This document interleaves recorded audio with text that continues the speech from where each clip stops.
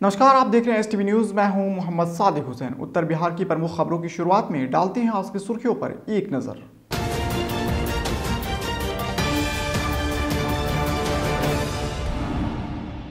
सिवान के गांधी मैदान में हुआ किसान आंदोलन को समर्पित एआईएसएफ का 32वां बिहार राज्य सम्मेलन का आयोजन। जेएनयू छात्र संघ के पूर्व अध्यक्ष कन्हैया कुमार हुए शामिल।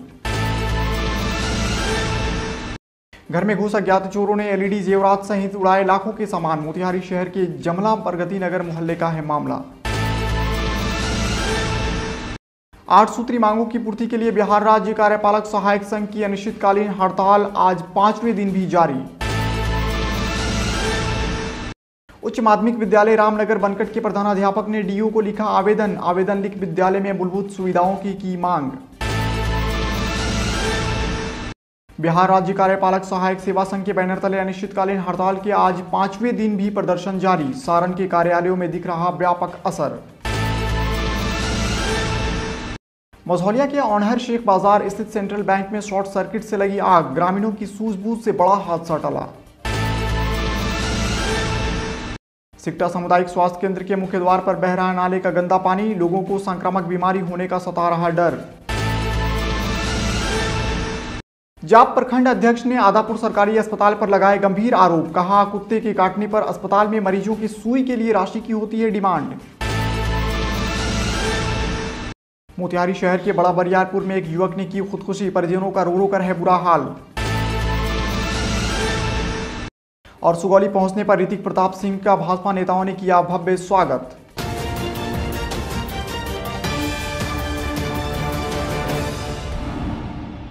जेएनयू छात्र संघ के पूर्व अध्यक्ष कन्हैया कुमार आज सिवान पहुंचे। किसान आंदोलन को समर्पित एआईएसएफ का 32वां बिहार राज्य सम्मेलन सिवान के गांधी मैदान में आयोजित किया गया था, जिसमें कन्हैया कुमार के अलावा पूर्व आईएएस कन्नन गोपीनाथ भी पहुंचे थे।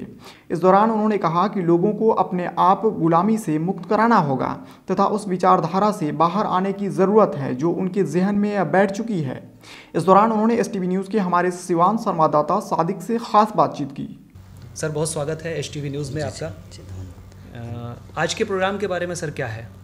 देखिए, आज एआईएसएफ का ऑल इंडिया स्टूडेंट फेडरेशन का बिहार राज्य का स्टेट कॉन्फ्रेंस है और उसके उद्घाटन के तौर पे एक आम सभा का आयोजन किया गया है, जिसमें हम लोग देश दुनिया के विभिन्न मुद्दों पर और बिहार में शिक्षा की क्या स्थिति है, रोज़गार की क्या स्थिति है, इसको कैसे और बेहतर किया जा सकता है, इन्हीं चीज़ों पे बातचीत करेंगे। हमारे साथ वैसे तो अलग अलग राज्य के कई वक्ता हैं, लेकिन एक विशेष मेहमान के तौर पे कन्नन गोपीनाथन जी भी हैं, जो कि आईएएस हैं।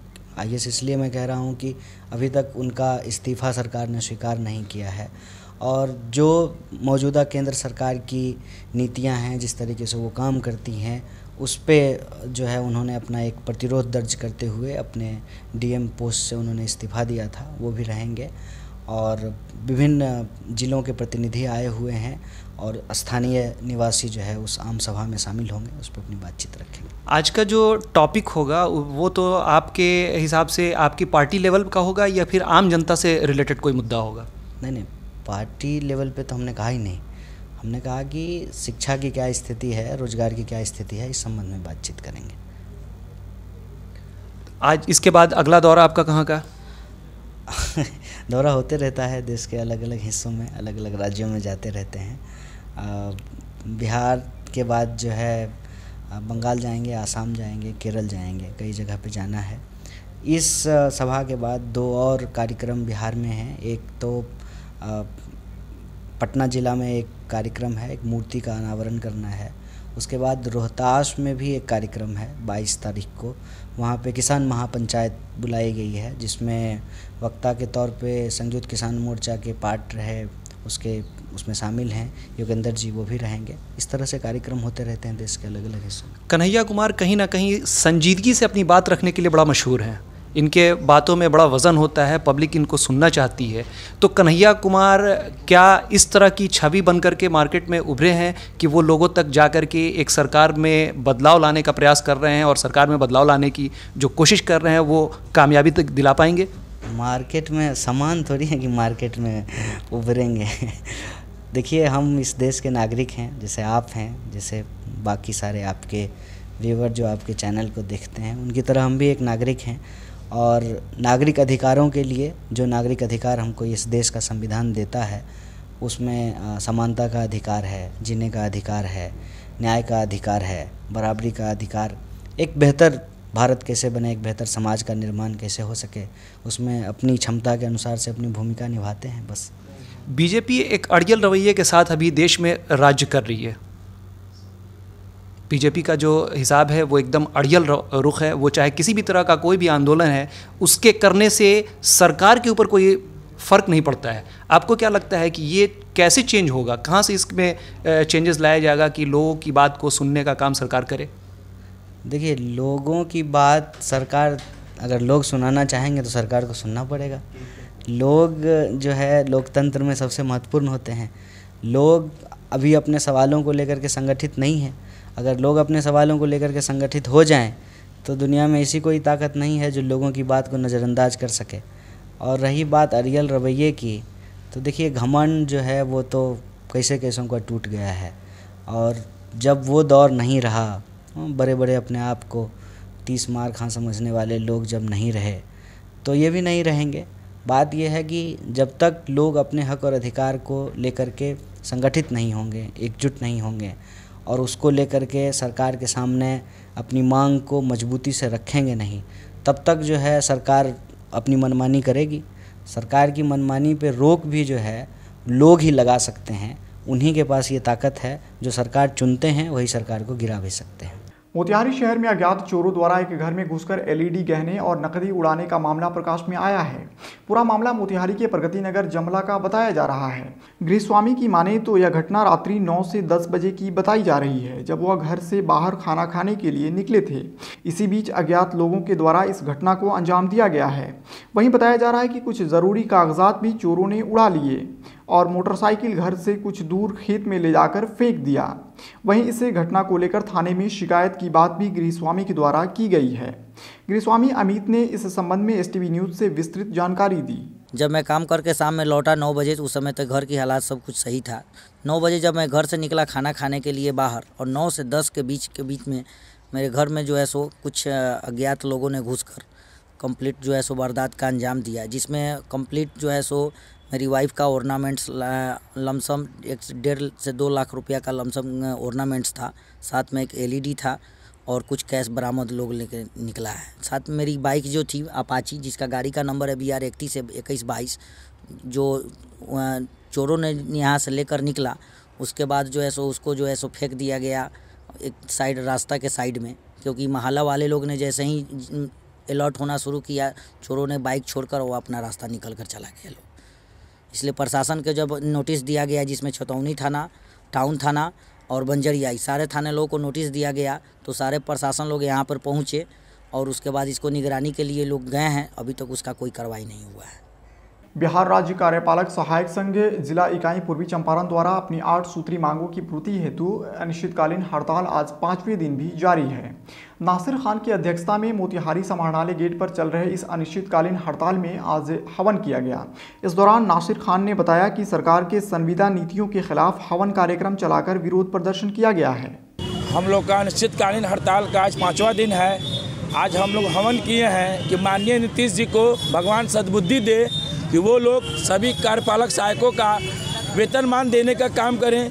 जो कार्यपालक सहायक बिहार को डिजिटल बिहार, अपना कंप्यूटर, अपना प्रिंटर और अपना डाटा देकर लगातार 10 साल से बिहार को डिजिटल बिहार बनाया है, उनको अब बिहार सरकार वेतनमान दे, न कि उनको अब दक्षता के नाम पर बेल्ट्रॉन से प्रताड़ित नहीं करे, जिसके विरोध में हम लोग लगातार अनिश्चितकालीन हड़ताल पर बैठे हुए हैं। सुगौली नगर पंचायत के प्रखंड कार्यालय के पास भाजपा जिला महामंत्री प्रदीप सर्राफ के आवास पर यूथ आइकन टीम की राष्ट्रीय अध्यक्ष ऋतिक प्रताप सिंह का भाजपा नेताओं के द्वारा भव्य स्वागत किया गया।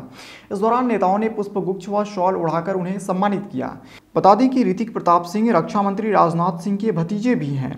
अपने सुगौली दौरे के दौरान उन्होंने कहा कि युवा ही देश के भविष्य होते हैं, बस जरूरत है युवाओं को संवारने की। इसके साथ ही उन्होंने कहा कि ये युवा देश के कर्णधार हैं। आज देश के युवा सभी क्षेत्रों में अपनी प्रतिभा का जौहर दिखा रहे हैं और देश का नाम रोशन कर रहे हैं। आदापुर में जन अधिकार पार्टी के प्रखंड अध्यक्ष भूलेंद्र यादव ने पार्टी के एक कार्यक्रम में आदापुर सरकारी अस्पताल पर अवैध उगाही करने का आरोप लगाया है। इस दौरान उन्होंने कहा कि सरकारी अस्पताल में जब कोई भी व्यक्ति डॉग बाइट का शिकार होने के बाद उपचार के लिए वहां जाता है तो उनसे सुई के लिए पैसे की मांग की जाती है। वहीं उन्होंने कहा कि जब उन्होंने इसकी सूचना अस्पताल प्रबंधक को दी तो अस्पताल प्रबंधक द्वारा कार्रवाई करने का आश्वासन दिया गया, लेकिन अब तक कोई भी कार्रवाई नहीं की गई है। साथ ही उन्होंने कहा कि उल्टे उन्हें धमकी दी जा रही है कि वह अस्पताल प्रबंधन के खिलाफ आवाज़ नहीं उठाएं। उधर दूसरी तरफ अस्पताल प्रबंधन इस पूरे मामले को बेबुनियाद बता रहा है। 4-5 रोज पहले का बात है, जो मेरे पंचायत से ही युडुबहा पंचायत में आते हैं, मेरे पंचायत से ही 2 लड़का लोग आया था कुत्ता काटने का इंजेक्शन लेने। मैं ही भेजा था, हेल्थ मैनेजर से मुझे बात भी हुआ था। तो 11 बजे का बात है, वो लोग फ़ोन किया कि भूलेंद्र जी मेरे से मैंने सुई देने से पहले 100 रुपया हमसे मांगा जा रहा है। हम बोले कि पैसा वैसा नहीं देना है, हम खुद आदापुर आ रहे हैं तो पैसा हम देंगे। तो लोग इंतज़ार हमारा किए 1 घंटा। हम आए तो हमसे आशा से, नर्स से और कोई अनिल जी करके नाम है जो दवा ववा लाते हैं, और मेडिकल में भी हमसे बहस हुआ पैसा के लेकर कि पैसा तो लगता ही है, घूस लगता है। उसके बाद हम हेल्थ मैनेजर के पास जाकर कंप्लेन किए। हेल्थ मैनेजर भी हमको आश्वासन दिए कि ठीक है मैं कार्रवाई करता हूँ, लेकिन शाम तक मुझे एक धमकी के रूप में फ़ोन आया। हेल्थ मैनेजर ने खुद अपने दलाल को रखे हैं आदापुर में, 2-4 ऐसे दलाल हैं जो अस्पताल का दलाली करते हैं, और उन्हीं के आधार पर हेल्थ मैनेजर अपना यहाँ निवास करते हैं। अगली खबर पश्चिमी चंपारण के सिकटा से है, जहां प्रखंड स्थित सामुदायिक स्वास्थ्य केंद्र के मुख्य द्वार पर नाले का गंदा पानी बहने से लोगों को काफ़ी परेशानी का सामना करना पड़ रहा है, लेकिन इस समस्या का समाधान करने वाला तक कोई नहीं। मरीजों को आए दिन यह डर सता रहा है कि नाले के गंदे व बदबूदार पानी से कहीं कोई संक्रामक बीमारी ना हो जाए। बावजूद इसके संबंधित अधिकारियों द्वारा कोई ठोस कदम नहीं उठाया जा रहा है। इस संदर्भ में जब हमारे संवाददाता द्वारा अस्पताल प्रभारी डॉक्टर एम नाजीर से बात की गई तो उन्होंने इस संबंध में बताया कि हमने प्रखंड विकास पदाधिकारी से इसको लेकर बात की है, बहुत जल्द इसका समाधान निकाला जाएगा। पश्चिमी चंपारण जिला अंतर्गत मझौलिया के ऑनहर शेख बाजार स्थित सेंट्रल बैंक में आज अहले सुबह एक बड़ा हादसा होते होते टल गया। दरअसल सेंट्रल बैंक शाखा में शॉर्ट सर्किट से आग लग गई। धुआं निकलते देख आसपास में अफरा तफरी मच गई। ग्रामीणों ने तुरंत इसकी सूचना शाखा प्रबंधक अजय कुमार तिवारी को फोन पर दी। सूचना पाते ही बैंक के कर्मचारी बैंक पहुंचकर ग्रामीणों के सहयोग से शाखा परिसर में रखे गए अग्निशामक यंत्र से आग पर काबू पाया। ऐसे में एक बड़ा हादसा होते होते टल गया। वहीं इस शॉर्ट सर्किट से केबिन का दरवाजा, सीलिंग फैन, कंप्यूटर का CPU सहित लगभग 50,000 रुपये मूल्य की संपत्ति का नुकसान का अनुमान है। बिहार राज्य कार्यपालक सहायक सेवा संघ के बैनर तले अनिश्चितकालीन हड़ताल का आज 5वां दिन प्रदर्शन जारी रहा। छपरा शहर के नगरपालिका चौक पर धरना पर बैठे कार्यपालक सहायकों ने आक्रोशपूर्ण अर्धनग्न मार्च कर सरकार के विरुद्ध जमकर नारे लगाए। इस दौरान आक्रोशित कार्यपालक सहायकों ने बताया कि राज्य सरकार ने संविदा कर्मियों की सेवा अस्थायीकरण के लिए गठित उच्च स्तरीय समिति की अनुशंसा को सभी विभागों में लागू कर दिया, लेकिन सरकार के ही पदाधिकारी इस संकल्प के विपरीत कार्यपालक सहायकों का समायोजन समाप्त कर निजी सेवा प्रदान कंपनी बेल्ट्रॉन के हाथों सौंपने जा रहे हैं, जिसे हम कभी बर्दाश्त नहीं करेंगे। इस दौरान जिस्म से कपड़े उतारकर प्रदर्शनकारी सरकार के विरुद्ध शहर की सड़कों पर मार्च करते हुए भी नजर आए। सारण जिले के प्रखंड कार्यालयों में भी इसका व्यापक असर देखने को मिल रहा है।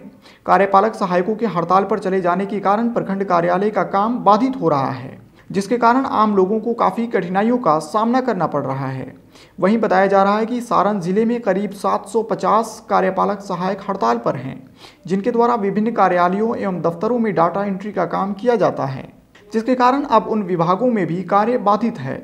गौरतलब हो कि इससे पूर्व हड़ताली कार्यपालक सहायकों के द्वारा बिहार प्रशासनिक सुधार मिशन सोसाइटी के निदेशक के खिलाफ भी शहर में जुलूस निकालकर पुतला दहन किया गया था। बावजूद इनकी मांगों पर सरकार की तरफ से अभी तक कोई सुनवाई नहीं हुई है। हम लोग आज अर्धनग्न प्रदर्शन करने के लिए मजबूर है बिहार राज्य कार्यपालक सहायक सेवा संघ के बैनर तले, क्योंकि जो 4 दिन से हम लोगों का चौथा दिन हड़ताल का जो चल रहा है, हमारी नीतीश कुमार चाचा जी की सरकार अब इस आंदोलन को दमनकारी नीति के तहत दबाने पर उतर आई है।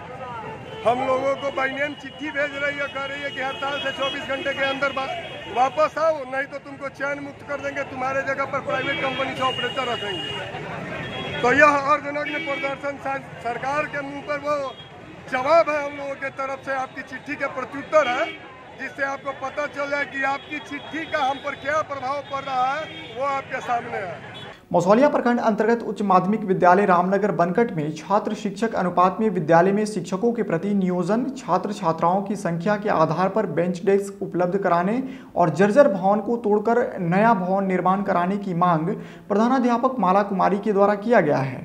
यह मांग जिला शिक्षा पदाधिकारी पश्चिमी चंपारण को एक लिखित आवेदन देकर की गई है।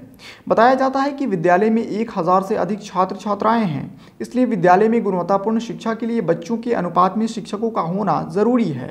साथ ही शौचालय का होना भी काफ़ी ज़रूरी है। मोतिहारी स्थित बड़ा बरियारपुर से एक बेहद अफसोसनाक घटना सामने आई है। खबर के मुताबिक यहाँ करीब 25 वर्षीय एक युवक ने खुदकुशी कर ली है। बताया जाता है कि युवक का नाम उमेश कुमार प्रजापति था और वह मोतिहारी के चांदमारी स्थित एक साइबर कैफे में काम करता था। मिली जानकारी के अनुसार मृतक युवक का किसी लड़की के साथ प्रेम प्रसंग चल रहा था। युवक ने खुदकुशी से पहले अपनी प्रेमिका से वीडियो चैट भी किया था। घटना की जानकारी मिलने के बाद पुलिस ने शव को पोस्टमार्टम कराने के बाद परिजनों को सौंप दिया है। युवक के इस तरह की अचानक खुदकुशी कर लेने से परिजनों का रो रो कर बुरा हाल है। वहीं प्रशासन इस पूरे मामले की तहकीक में जुटी है। आज के लिए बस इतना ही। STV न्यूज़ पर प्रसारित होने वाली खबरें, प्रोग्राम्स आप GTPL के चैनल नंबर 985 और डेन के चैनल नंबर 155 के साथ साथ आप अपनी सुविधानुसार मोबाइल फ़ोन पर भी देख सकते हैं।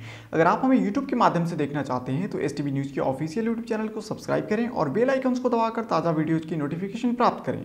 फेसबुक पर जुड़ने के लिए STV न्यूज़ के फेसबुक पेज को लाइक करें और ट्विटर पर STV न्यूज़ को फॉलो करें। तमाम लेटेस्ट अपडेट के लिए देखते रहिए उत्तर बिहार का सबसे तेज़ी से उभरता हुआ न्यूज़ चैनल STV न्यूज़, सच की आवाज़। नमस्कार।